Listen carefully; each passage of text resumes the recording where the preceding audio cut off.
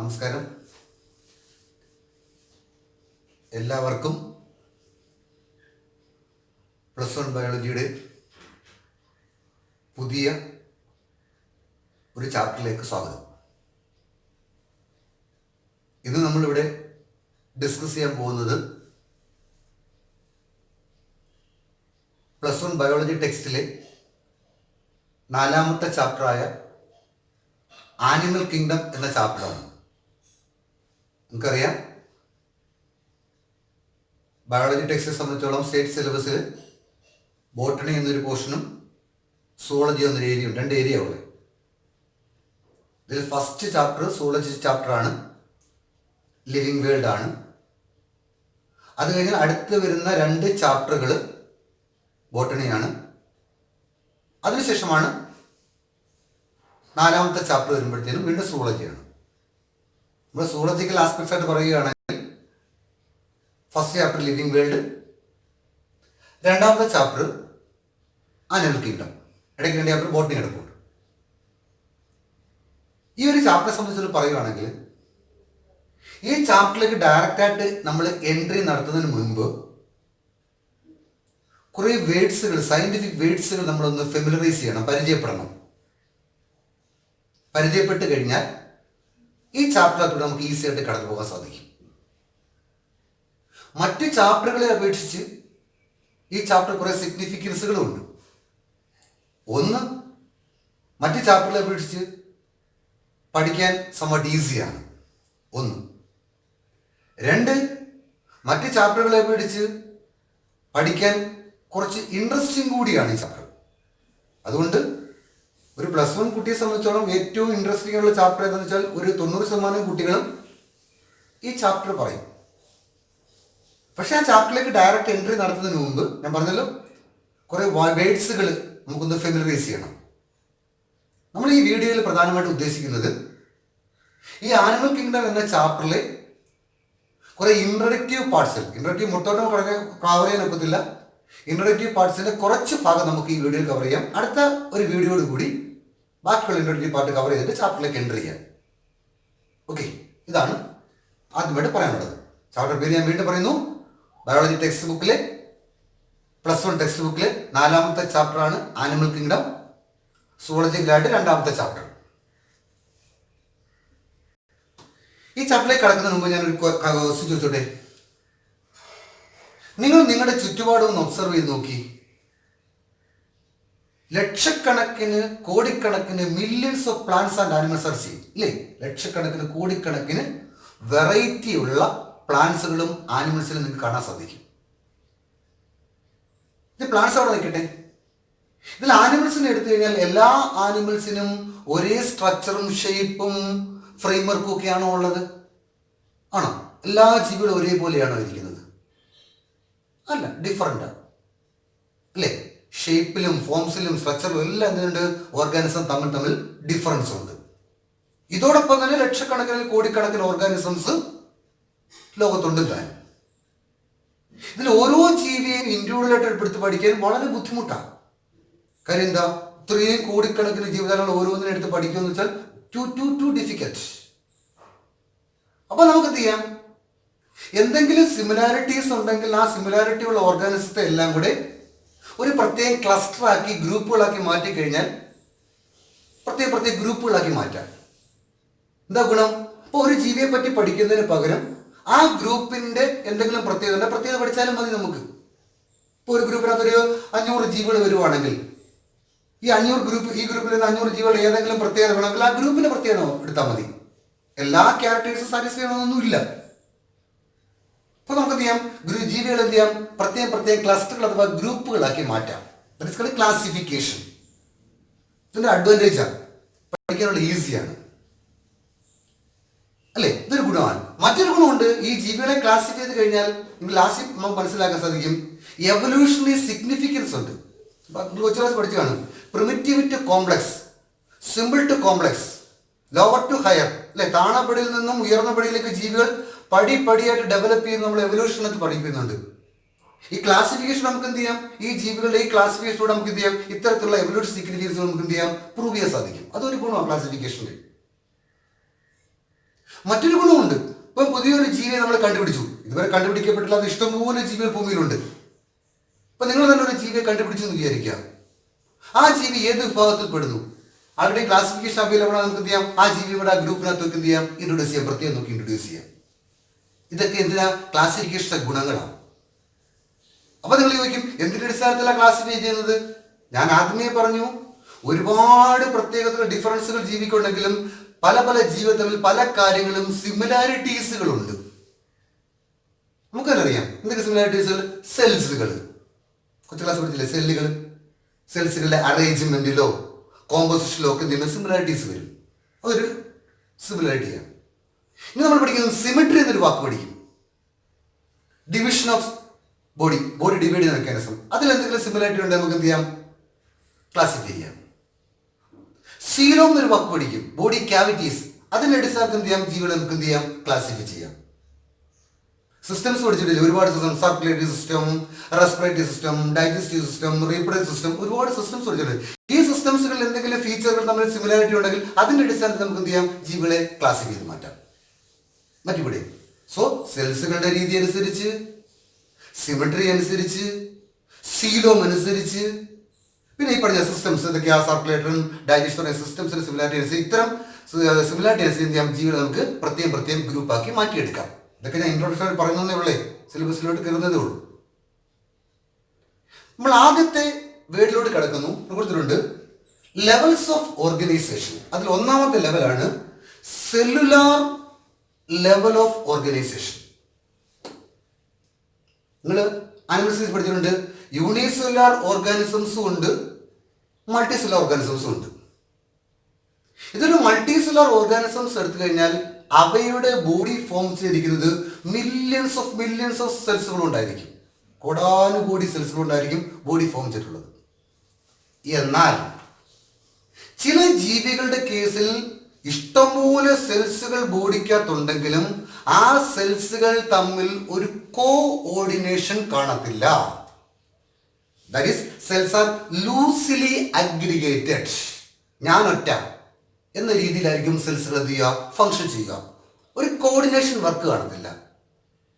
That organisation is called cellular level of organisation. ഒരെണ്ണം മനസ്സിലാക്കി കഴിഞ്ഞാൽ ബാക്കിയെല്ലാം ഫ്രീ ആയിരിക്കും. ഞാൻ പറയുന്നു, ഒരു ജീവിയുടെ ബോഡി ഫോം ചെയ്തിരിക്കുന്ന മില്യൺസ് ഓഫ് സെൽസുകൾ കൊണ്ടാണെങ്കിലും സെൽസുകൾ തമ്മിലൊരു യൂണിറ്റി ഇല്ല. പിന്നെയോ ലൂസ് അഗ്രിഗേഷൻ ആണ്. That level is called cellular level. അപ്പോൾ എന്താണ് ടിഷ്യൂ ലെവൽ ഓഫ് ഓർഗനൈസേഷൻ? പറയാമോ? എന്താ ടിഷ്യൂ? ഓക്കെ, ഒരേ ധർമ്മം നിർവഹിക്കുന്ന ഒരേ ഒറിജിനുള്ള ഒരു കൂട്ടം സെൽസ് നമ്മൾ ടിഷ്യൂ എന്ന് പറയും. Same structure, same origin, same function. ഇപ്പൊ എന്താ ടിഷ്യൂ സെൽ? ചില ജീവികളുടെ കേസിൽ സെൽസുകളെല്ലാം കൂടെ ജോയിൻ ചെയ്ത് ടിഷ്യൂ ആയിട്ടാണ് ഫംഗ്ഷൻ ചെയ്യുന്നതെങ്കിൽ that level is called tissue level of organisation. നമുക്ക് വേണമെങ്കിൽ പറയാം സെല്ലുലാർ ലെവലിലേക്കുള്ള കുറച്ചും കൂടെ അഡ്വാൻസ്ഡ് ആണ് ഏത്? Tissue level. അപ്പോൾ ഓർഗൻ ലെവലോ? യെസ്. എന്താ? ടിഷ്യൂസ് എല്ലാം കൂടെ ജോയിൻ ചെയ്ത് ചില ജീവികൾ ഓർഗനായിട്ടാണ് ഫംഗ്ഷൻ ചെയ്യുന്നതെങ്കിൽ that level of organization is called organ level of organization. നമുക്ക് പറയാം സെല്ലുലാർ ലെവലിനേക്കാൾ കുറച്ചും കൂടെ അഡ്വാൻസ്ഡ് ആണ് ടിഷ്യൂ ലെവൽ. ടിഷ്യൂവിനേക്കാൾ കുറച്ചും കൂടെ അഡ്വാൻസ്ഡ് ആണ് ഏതാണ്? Organ level.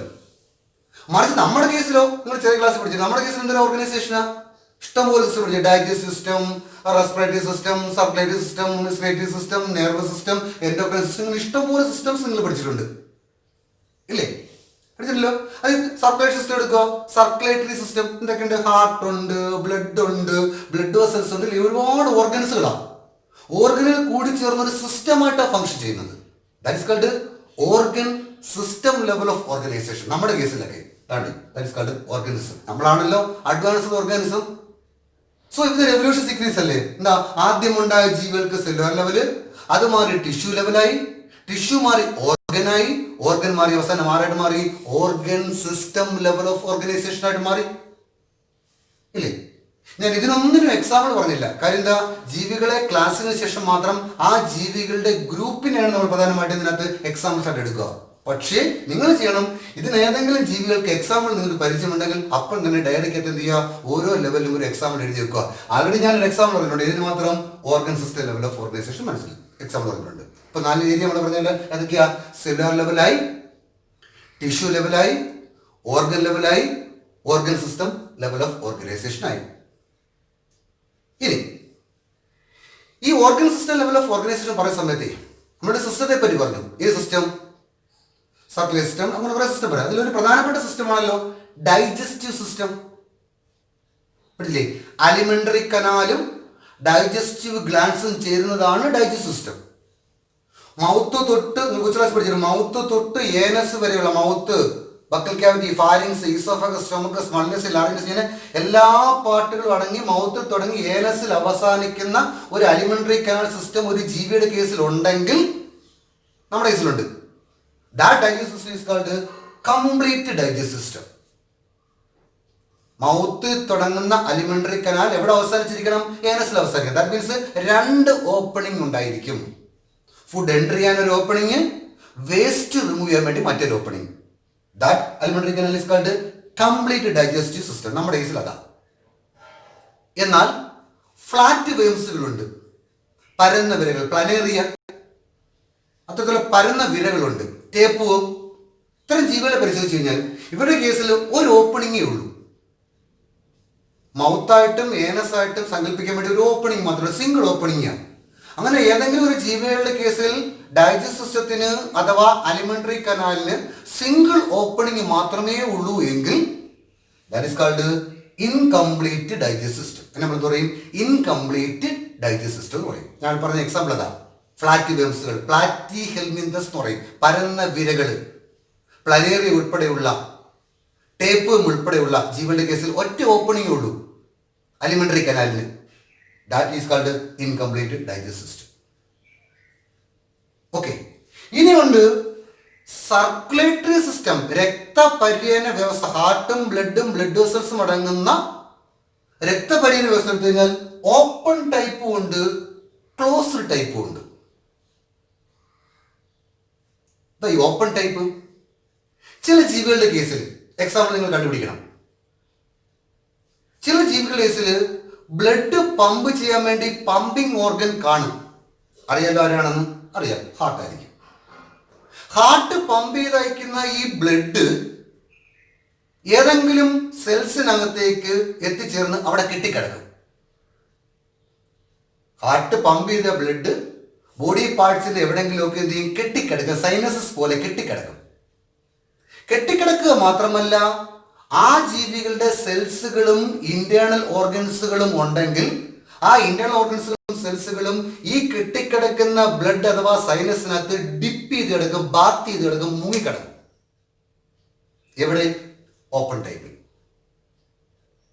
ഇപ്പൊ ക്ലോസ് ടൈപ്പ് പറയുമ്പോൾ നിങ്ങൾക്ക് മനസ്സിലാവും. മറിച്ച് ക്ലോസ് ടൈപ്പിലോ അത്തരം ജീവികളുടെ കേസിൽ ഹാർട്ട് പമ്പ് ചെയ്തയക്കുന്ന ബ്ലഡിനെ സെൽസുകളിലേക്ക് കൊണ്ടു കൊടുക്കാൻ വേണ്ടി ഡെഫിനിറ്റ് ബ്ലഡ് വെസൽസ് ഉണ്ടായിരിക്കും.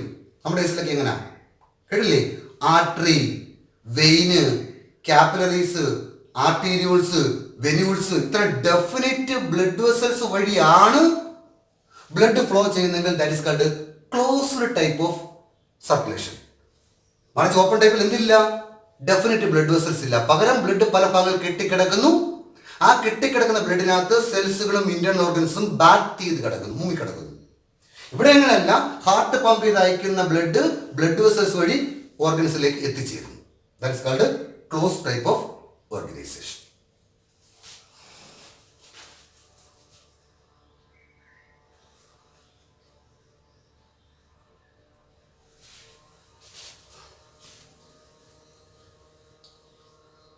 അടുത്ത ഏരിയ സിമിട്രി എന്നൊരു ഏരിയ. ഇത് സിമിട്രി ഒരു ജീവിയെ 2 ഈക്വൽ പാർട്സ് ആയിട്ട് കട്ട് ചെയ്ത് മാറ്റുന്ന മെക്കാനിസം നമ്മൾ സിമിട്രി എന്ന് പറയും. The division of organism into 2 equal parts is called symmetry. ഇവിടെ ഞാൻ 3 സിമിട്രി കൊടുത്തിട്ടുണ്ട്. Asymmetry, radial symmetry, bilateral symmetry. 3 symmetry. Asymmetry asymmetry.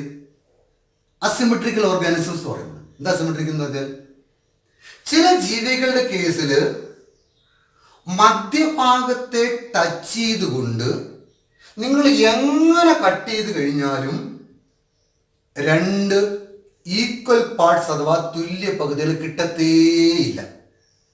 Try നോക്കിയാൽ മതി.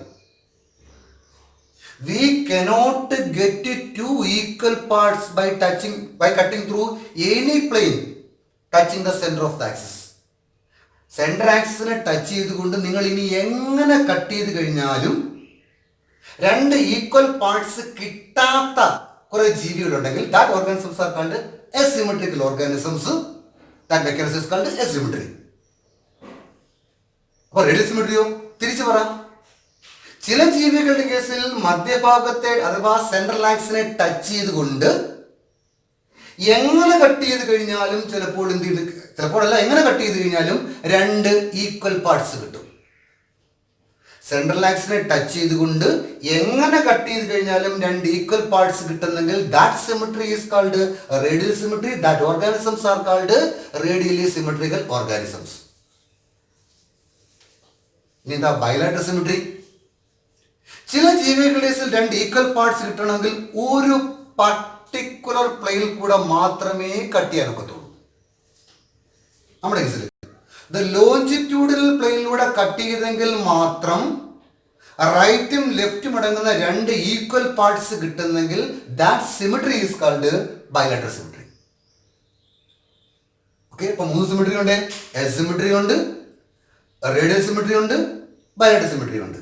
ഇത് സിമെട്രി ഇല്ലാത്ത അവസ്ഥ അല്ലേ? മധ്യഭാഗത്തെ ടച്ച് ചെയ്ത് എങ്ങനെ കട്ട് ചെയ്താലും ഈക്വൽ പാർട്സ് കിട്ടുന്നേ ഇല്ല. ഇതാണെങ്കിൽ റേഡിയൽ സിമെട്രി ആണെങ്കിൽ മധ്യഭാഗത്തെ ടച്ച് ചെയ്തുകൊണ്ട് എങ്ങനെ കട്ട് ചെയ്ത് കഴിഞ്ഞാലും രണ്ട് ഈക്വൽ പാർട്സ് കിട്ടുന്നുണ്ട്. ബൈലാറ്ററൽ സിമെട്രി ആണെങ്കിൽ ലോഞ്ചിറ്റ്യൂഡിൽ എന്ന പർട്ടിക്കുലർ പ്ലെയിനിലൂടെ കട്ട് ചെയ്ത് റൈറ്റും ലെഫ്റ്റും അടങ്ങുന്ന രണ്ട് ഈക്വൽ പാർട്സ് ആക്കി മാറ്റാൻ നോക്കുന്നെങ്കിൽ that symmetry is called bilateral symmetry. അടുത്ത നോക്കി, ഡിപ്ലോബ്ലാസ്റ്റിക് ഓർഗനൈസേഷനും ഉണ്ട്, ട്രിപ്ലോബ്ലാസ്റ്റിക് ഓർഗനൈസേഷനും ഉണ്ട്. നമുക്കെല്ലാം അറിയാം, എല്ലാ ഓർഗാനിസംസുകളും ഫോം ചെയ്യുന്നത് സിംഗിൾ സെല്ലിൽ നിന്നാണ്. സിംഗിൾ സെല്ലിൽ ഡിവൈഡ് ചെയ്ത് മൾട്ടി സെൽസ് ആയിട്ട് മാറും. ആ സെൽസുകൾ അറേഞ്ച് ചെയ്ത് ലെയർ ആയിട്ട് മാറും. ആ ലെയർ നമ്മൾ എംബ്രിയോണിക് ലെയർ എന്നോ ജേം ലെയേഴ്സ് എന്നോ വാക്ക് ഉപയോഗിക്കും. ഈ ജേം ലെയേഴ്സ് ഡിഫറൻഷിയേറ്റ് ചെയ്താണ് ഓർഗനുകളും ഓർഗൻ സിസ്റ്റംസ് ആയിട്ട് ഭാവിയിൽ ഡെവലപ്പ് ചെയ്യാം. ഇതാണ് ഡെവലപ്മെന്റ് സ്റ്റേജ്. തുടർന്ന് ചാപ്റ്ററിൽ ഡിസ്കസ് ചെയ്യും. ഒരു സിംഗിൾ സെല്ലുണ്ട്, സെല്ല് ഡിവൈഡ് ചെയ്ത് മൾട്ടി സെല്ലായിട്ട് മാറും. സെൽസുകൾ അറേഞ്ച് ചെയ്ത് ലെയർ ആയിട്ട് മാറും. ആ ലെയറിനെ നമ്മൾ ജേം ലെയേഴ്സ് അഥവാ എംബ്രിയോണിക് ലെയർ എന്ന് പറയും. ആ ലെയർ വീണ്ടും ഡിഫറൻഷിയേറ്റ് ചെയ്ത് ഓർഗനുകളും ഓർഗൻ സിസ്റ്റവും മാറി ഒരു കംപ്ലീറ്റ് ഇൻക്ലൂഡ് ആയിട്ട് ഡെവലപ്പ് ചെയ്യും. ഇതാണ് നടക്കുന്ന മെക്കാനിസം. ഇങ്ങനെ ഒരു ജീവിയുടെ ഡെവലപ്മെന്റ് നമ്മൾ പരിശോധിച്ചാൽ ചില ജീവികളുടെ കേസിൽ എംബ്രിയോണിക് ലെയർ അഥവാ ജേം ലെയേഴ്സ് പരിശോധിച്ചാൽ രണ്ട് ലെയറേ കാണത്തുള്ളൂ. പുറമേ കാണപ്പെടുന്ന ഔട്ടർ ലെയറിനെ നമ്മൾ എക്ടോഡേം എന്ന് പറയും. അകത്ത് കാണപ്പെടുന്ന ലെയറിനെ നമ്മൾ എൻഡോഡേം എന്ന് പറയും. സോ രണ്ട് germ layers, outer layer is called ectoderm and inner layer is called endoderm. അപ്പോൾ ഒരു ജീവിയുടെ ഡെവലപ്മെന്റ് സ്റ്റേജിനകത്ത് രണ്ട് ജേം ലെയേഴ്സ് അഥവാ രണ്ട് എംബ്രിയോണിക് ലെയർ ആണ് ഉള്ളതെങ്കിൽ that organisms are called diploblastic organisms. That organisation is called diploblastic organisation. പക്ഷെ ഒരു പ്രത്യേകത ഉണ്ട്.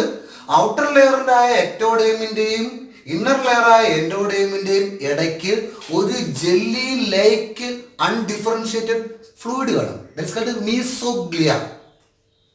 It's not a layer. അതാണ് ഏത്? ഡിപ്ലോബ്ലാസ്റ്റിക്. അപ്പോൾ ഡിപ്ലോബ്ലാസ്റ്റിക്കോ ഈസിയായിട്ട് പറയാമല്ലോ, ട്രൈ മൂന്ന്. അപ്പോൾ ചില ജീവികളുടെ ജേം ലെയേഴ്സ് പരിശോധിച്ചാൽ, ഡെവലപ്മെന്റ് പരിശോധിച്ചാൽ അവയുടെ ബോഡിക്ക് എത്ര ലെയർ കാണും? മൂന്ന് ലെയർ കാണും. Outer layer is called ectoderm നമ്മൾ പറഞ്ഞതാണ്. Inner layer is called endoderm. ഈ ഔട്ടർ ലെയറായ എക്ടോഡേമിന്റെയും ഇന്നർ ലെയറായ എൻഡോഡേമിന്റെയും ഇടയിലായിട്ട് മിഡിൽ ലെയറായിട്ട് മീസോഡേം എന്നൊരു ലെയറും കൂടി ഉണ്ടെങ്കിൽ it is called three layer. Tri മൂന്ന്. That organisms are called triploblastic organisms. That mechanism is called organisation is called triploblastic organisation. ഇതിനെല്ലാം എക്സാമ്പിൾസ് കണ്ടുപിടിക്കണം. ഒരു രീതി കൂടെ പറഞ്ഞ് നിർത്തിയേക്കാം. ഞാൻ പറഞ്ഞല്ലോ, ജീവികളുടെ സെൽസുകൾ വെച്ചും സിമെട്രി വെച്ചും സീലോംസ് വെച്ചും പിന്നെ സിസ്റ്റംസ് വെച്ചും ഒക്കെ ജീവികൾ നമ്മൾ പ്രത്യേകം ഗ്രൂപ്പ് ആക്കിയിട്ടുണ്ടെന്ന് പറഞ്ഞു. ഈ പ്രത്യേകം ഗ്രൂപ്പുകളെ പറയുന്ന വാക്ക് ഫൈലം എന്നൊരു വാക്കാണ് ഉപയോഗിക്കുക. നമുക്ക് ഈ ചാപ്റ്റർ ഡിസ്കസ് ചെയ്യപ്പെടേണ്ട ഏകദേശം ഒരു 11 ഗ്രൂപ്പുകളുടെ പേര് ഇവിടെ എഴുതിയിട്ടുണ്ട്. ജസ്റ്റ് പേര് മാത്രമേ ഇന്ന് പറയുന്നുള്ളൂ. ക്ലാസിഫിക്കേഷനും ഡീറ്റെയിൽസും എക്സാംസും എല്ലാം അടുത്ത ക്ലാസ്സിൽ നമുക്ക് ഡിസ്കസ് ചെയ്യാം. തൽക്കാലം ഈ ഹെഡിങ്ങുകൾ മാത്രം. കുറേ കുട്ടികൾ 9th സ്റ്റാൻഡേർഡിലൊക്കെ ഇത് പഠിക്കാനുണ്ടായിരുന്നു. CBSE കേട്ട് കാണും. ഇതാണ് പ്രധാനപ്പെട്ട 11 ഗ്രൂപ്പുകൾ. ഗ്രൂപ്പ് എന്ന വാക്ക് ഉപയോഗിക്കുന്ന സുള്ളതിനകത്ത് ഫൈലം എന്ന് ഉപയോഗിച്ചാൽ മതി. ഫൈലം എന്നോ ഫൈലാന്നോ ഉപയോഗിച്ചാൽ മതി. ഗ്രൂപ്പ് എന്ന അർത്ഥം മീനിങ്. ഇതാണ് 11 ഗ്രൂപ്പുകൾ. ഈ ഗ്രൂപ്പ് പഠിക്കുമ്പോൾ ഒരു കാര്യം ഓർക്കണം. പല കുട്ടികളും ചോദിച്ചിട്ടുണ്ട്, ഇതേ സീക്വൻസിൽ ഓർത്ത് വെക്കണോ? തീർച്ചയായിട്ടും ഓർത്ത് വെക്കണം. എന്താണ്? ഇതൊരു എവല്യൂഷൻ സീക്വൻസുകളാണ്. സിമ്പിൾ ടു കോംപ്ലക്സ് അല്ലേ? Simple organism higher organism develop ചെയ്തെന്ന് പ്രൂവ് ചെയ്യുന്ന ഒരു പ്രൂഫ്മെന്റ് കൂടിയാണ്. അതുകൊണ്ട് ഈ ഓർഡർ തന്നെ ഇതേ സീക്വൻസ് തന്നെ ഈ ഗ്രൂപ്പുകളുടെ പേര് പഠിച്ചു വേണം. ഞാൻ ഗ്രൂപ്പുകളുടെ പേര് ഒന്ന് വായിച്ചേക്കാം. ഇതൊന്ന് പഠിച്ചു വെക്കുക. ഓട്ടോമാറ്റിക് പഠിക്കും. വരുന്ന ചാപ്റ്ററിൽ നമ്മൾ ഇതിനെപ്പറ്റി ഡിസ്കസ് ചെയ്യുകയും ചെയ്യും. ഗ്രൂപ്പുകളാണ്. ഒന്നാമത്തെ ഗ്രൂപ്പിന്റെ പേര് പോറിഫറ, 2 സിലൻഡ്രേറ്റ അഥവാ Cnidaria, 3 Ctenophora, 4 Platyhelminthes, 5 Aschelminthes, 6 Annelida, 7 Arthropoda, 8 Mollusca, 9 Echinodermata, 10 Hemichordata, last one നമ്മൾ ഉൾപ്പെടുന്ന കോർഡേറ്റ. ഒന്നുകൂടെ വായിച്ചു തരാം. 1 പോറിഫറ, 2 സിലൻഡ്രേറ്റ അഥവാ Cnidaria, 3 Ctenophora, 4 Platyhelminthes, 5 Aschelminthes, 6 Annelida, 7 Arthropoda, 8 Mollusca, 9 Echinodermata, 10 Hemichordata and last one കോഡേറ്റ. ഇങ്ങനെ 11 ഗ്രൂപ്പുകൾ അഥവാ ഫൈലംസുകളാണ് ഈ ചാപ്റ്റർ നമ്മൾ ഡിസ്കസ് ചെയ്യുക. അതിന് ഫർദർ ക്ലാസിഫിക്കേഷൻ ഉണ്ട്. അത് അടുത്ത ക്ലാസ് ഡിസ്കസ് ചെയ്യാം. ഇതോടൊപ്പം തന്നെ ഒരു കാര്യം നിങ്ങൾ ചെയ്യേണ്ട കാര്യം ഇതാണ്. 2-3 ഓപ്പൺ ടൈപ്പും ക്ലോസ് ടൈപ്പുള്ള ജീവികളെ കണ്ടെത്തി എക്സാമ്പിൾസ് കണ്ടുപിടിക്കണം. 2-3 എസിമെട്രിക്കൽ ഓർഗാനിസത്തിനെയും റെഡ് സിമെട്രിക്കൽ ഓർഗാനിസത്തെയും ബയലാട്ട് സിമെട്രിക് ഓർഗാനിസത്തെ നിങ്ങൾ ഫൈൻഡ് ഔട്ട് ചെയ്യണം. ഫൈൻഡ് ഔട്ട് ചെയ്ത് ഡയറിക്കകത്ത് റിപ്പോർട്ട് ചെയ്ത് വെക്കണം. ഏതൊക്കെയാണ്? 1 ഓപ്പൺ ടൈപ്പുള്ള 2-3 ജീവികളുടെ പേര്, ക്ലോസ് ടൈപ്പുള്ള 2-3 ജീവികളുടെ പേര്. മെക്കാനിസം ഞാൻ എക്സ്പ്ലെയിൻ ചെയ്താൽ. അതോടൊപ്പം തന്നെ അസിമെട്രിക്കൽ ഓർഗാനിസത്തിന് എക്സാമ്പിൾ, റേഡിയൽ സിമെട്രിക് ഓർഗാനിസത്തിന് എക്സാമ്പിൾ, അതോടൊപ്പം തന്നെ ബയലാട്ട് സിമെട്രിക് ഓർഗാനിസത്തിന് എക്സാമ്പിൾ. ഇതൊക്കെ പാടാണ്. ഒക്കുകയും ചെയ്യുക, ഇതൊക്കുകയും ചെയ്യുക. ഇതെന്തായാലും കർശനമായിട്ട് ചെയ്യുക. ഓക്കെ. അടുത്ത ക്ലാസ്സിൽ നമുക്ക് ബാക്കി ഏകദേശം ഒരു 3-4 സയന്റിഫിക് വേർഡ്സുകളുണ്ട്. അതുകൂടെ ഫെമിലറൈസ് ചെയ്തിട്ട് നമുക്ക് ഫസ്റ്റ് ഫൈലത്തിലേക്ക് എൻട്രി ചെയ്യാം.